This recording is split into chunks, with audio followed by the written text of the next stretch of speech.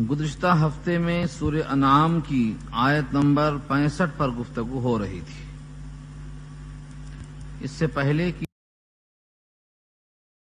لگتا ہے کہ پوری سورہ انعام توحید کے اس بات پر ہے اور مختلف زاویے سے اللہ کی وحدانیت پر دلائل پیش کیے گئے ہیں۔ تذکرہ تھا اوپر کی آیت میں کہ اللہ ہی تم کو نجات دیتا ہے اس مصیبت سے جس میں تم اب پھنس کر پکار رہے ہو، اور اس کے علاوہ ہر کرب سے نجات دیتا ہے۔ پھر نجات پانے کے بعد تم اللہ کے ساتھ شرک کرنا شروع کر دیتے ہو، اور تم کو محسوس ہوتا ہے کہ جب مصیبت میں تھے تب بڑے عاجز سے اللہ کو پکار رہے تھے، اور جب مصیبت سے باہر آ گئے تو اپنے کو تم نے آزاد خود مختار سمجھ لیا۔ اللہ کے قوانین کی تقسیم نہیں ہے کہ 2 گھنٹے اللہ کی اطاعت کریں گے بقیہ آزاد ہیں جو چاہیں کریں گے، یا اللہ کے احکامات کی تقسیم نہیں ہے کہ فلاں فلاں حکم مانیں گے بقیہ حکم نہیں مانیں گے۔ یہ عبادیت اور بندگی کے خلاف ہے۔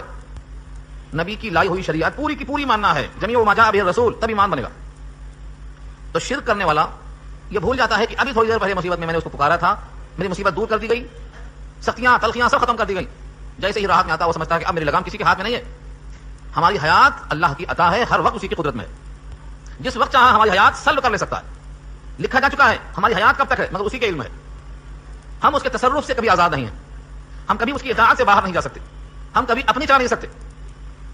اس لیے اللہ نے کہلوایا ہے مصیبت میں پکارنے والوں اور نجات کے بعد شرک کرنے والوں، سنو نبی کی زبان سے، قل هو القادر على ان يبعث عليكم عذابا من فوقكم، کہہ دو وہی قادر ہے، هو القادر۔ آج کل لوگ پکارتے ہیں اے قادر ادھر آ، یہ انتہائی مشرکانہ لفظ ہے، کوئی دوسرا قادر نہیں ہے، هو القادر۔ بقیہ سارے بندے عبد القادر بن سکتے ہیں، قادر نہیں بن سکتے۔ قادر پکارنا انتہائی مشرکانہ لفظ ہے۔ اللہ کی صفتوں میں سے کوئی صفت بندے کو آپ دے کر نہیں پکار سکتے۔ رحمان اینڈ سینس غلط لفظ ہے، عبد الرحمان بولنا ہے۔ رحمان کے بیٹے کہاں ہے، رحمان کی بیوی کہاں ہے، رحمان اینڈ سینس کیسے ہو سکتا؟ رحمان اللہ کا لفظ ہے، رحمان اللہ کا صفاتی نام ہے، اس کے ساتھ اینڈ سینس لگانا انتہائی مشرکانہ لفظ ہے، مگر تصور میں نہیں ہے۔ کیوں؟ عربی نہیں آتی، چلائے رہے گاڑی۔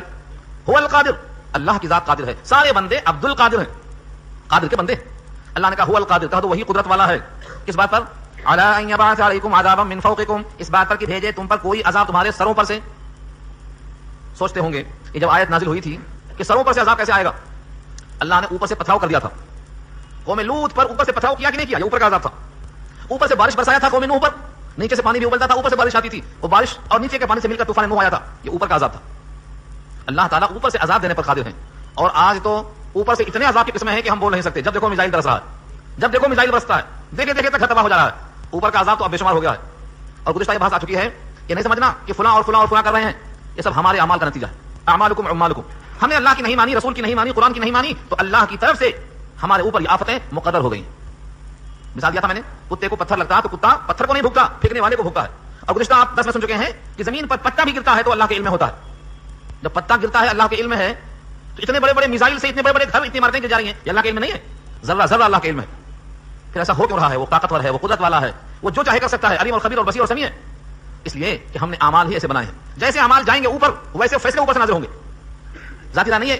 قرآن کریم کے الفاظ 22واں پارہ سورہ سبا کے ہیں، الیہ یصعد الکلم الطیب والعمل الصالح یرفعہ، اسی کی طرف چڑھتے ہیں عمل صالح اور کلمہ طیبہ، پاکیزہ کلمہ اوپر جائے گا، پاکیزہ عمل اوپر جائے گا تو اللہ کی رحمتیں نازل ہوں گی۔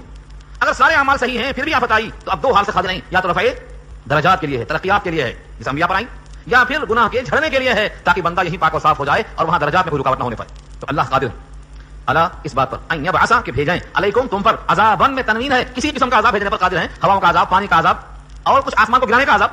آسمان کا ٹکڑا بھی گر سکتا ہے، اللہ فرماتے ہیں کسفا من السماء، آسمان کا ٹکڑا تو میں بجا سکتا ہوں، کیوں؟ لٹکا ہوا ہے بغیر ستون کے، کوئی کھمبا نہیں ہے اس میں، نہ گریسنگ نہ آئلنگ، کچھ نہیں، یہ آسمان کا ٹکڑا تم پر گر سکتا ہے۔ او نسقط علیہم من السماء، ہم آسمان کا ٹکڑا تم پر گرا سکتے ہیں۔ اور عذابا من فوقکم کے بعد فرمایا او من تحت ارجلکم، ارجل رجل کی جمع ہے، رجل کے معنی پیر، تحت کے معنی نیچے، تحت ارجلکم تمہارے پیروں کے نیچے سے بھی عذاب آ سکتا ہے۔ طوفان نوح میں پانی نیچے سے بھی آیا تھا، فارت تنور، پانی کہاں سے ابلا تھا؟ تندور سے ابلا تھا۔ سونامی عذاب کہاں سے آیا؟ نیچے سے آیا۔ آذربائیجان کا زلزلہ کہاں سے آیا؟ نیچے سے آیا۔ عمر کا اور لاتور کا زلزلہ کہاں سے آیا؟ نیچے سے آیا۔ زندہ دفن ایران کا زلزلہ کہاں سے آیا؟ نیچے سے آیا۔ یہ اللہ کی طرف سے ہے، چکھاتے ہیں اللہ۔